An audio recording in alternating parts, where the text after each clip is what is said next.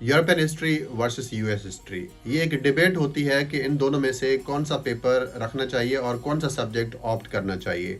मैं स्टूडेंट्स को क्लियरली कह रहा होता हूँ कि आपको यूरोपियन हिस्ट्री की तरफ जाना चाहिए, यूएस हिस्ट्री की तरफ नहीं जाना चाहिए। उसके बहुत सारे रीजंस भी हैं।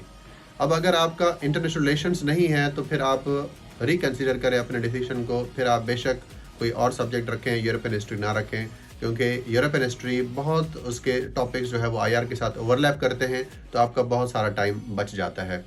जो सबसे अच्छी बात है यूरोपियन हिस्ट्री की वो ये है कि उसका सिलेबस वेल डिफाइंड है, यानी उसके सब टॉपिक्स अच्छे से पहले से ही बताए गए हैं। तो जो पेपर होता है 80% प्रेडिक्टेबल होता है कि कौन से सवाल आने वाले हैं।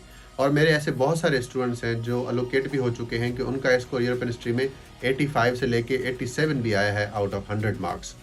तो आप ये सब्जेक्ट लाजमी रखें, क्योंकि ये सब्जेक्ट आपको ज़रूर बहुत अच्छा स्कोर दे रहा होता है।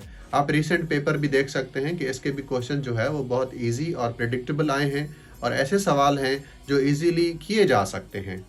यूरोपियन हिस्ट्री के लिए हमने नोट्स बनाए हैं स्टूडेंट्स के लिए, डिटेल्ड नोट्स हैं, और पास पेपर्स के कुछ सालों के सॉल्यूशंस भी हैं और एमसीक्यूएस भी हैं, यानी आपके पास कंटेंट इसका मौजूद है। आप ये पेड नोट्स भी अवेल कर सकते हैं। और आई वुड से कि आपको यूरोपियन हिस्ट्री सब्जेक्ट रखना चाहिए अगर आपका आईआर है। तो अगर वो नहीं है तो फिर आप यूएस हिस्ट्री भी कंसीडर कर सकते हैं, फिर आप इंडो पाक की तरफ भी जा सकते हैं, फिर आप कोई और सब्जेक्ट भी देख सकते हैं। लेकिन मेरी सजेशन यही होती है कि आप इन सब्जेक्ट का कॉम्बिनेशन बनाएं। रिसेंटली आपने देखा भी होगा कि आईआर के 5 to 6 टॉपिक्स ऐसे के जो आए हैं रिसेंट पेपर में, वो आईआर के ही हैं।